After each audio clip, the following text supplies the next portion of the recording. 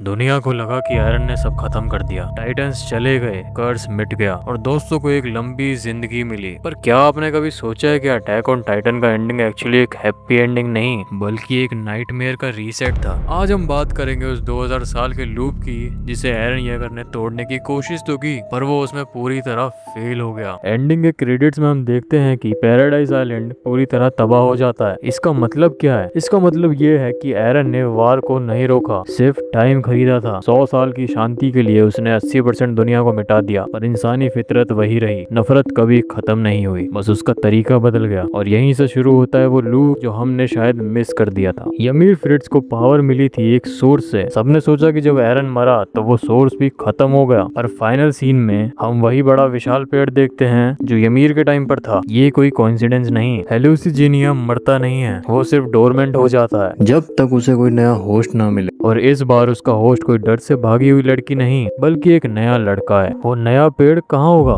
ठीक वहीं जहाँ मिकाजा ने एरन का सर दफनाया था। इसका मतलब ये है कि एरन खुद वो सोर्स बन गया है। यमीर ने 2000 साल तक टाइटंस बनाए क्योंकि वो आजादी चाहती थी। एरन ने 2000 साल का लूप इसलिए चलाया क्योंकि उसकी विल सबसे स्ट्रांग थी। अटैक ऑन टाइटन की पूरी टाइमलाइन एक्चुअली एक सर्कल है जो हमेशा वहीं खत्म होती है जहाँ से शुरू हुई थी। लास्ट सीन में एक अनजान लड़का उस पेड़ के पास जाता है। उसके कपड़े मॉडर्न है, दुनिया तबाह हो चुकी है, पर एक डिफरेंस है, यमीर उस पेड़ में डर की वजह से गई थी, पर ये लड़का उत्सुकता की वजह से जा रहा है। क्या ये नया टाइटन एरा शुरू करेगा या इस बार इंसान पावर को किसी बेहतर चीज के लिए यूज करेंगे? रियलिटी यही है कि लूप कभी टूटा ही नहीं। अटैक ऑन टाइटन हमें सिखाता है कि हिस्ट्री रिपीट होती है। हम कितनी भी कोशिश करें, किस्मत हमें वहीं ले आती है। एरन एक हीरो बनना चाहता था, पर वो सिर्फ इस लूप का एक छोटा सा हिस्सा बनकर रह गया। आपको क्या लगता है कि ये नया लड़का टाइटन पावर्स को वापस लाएगा? कमेंट में मुझे अपने थॉट्स बताओ।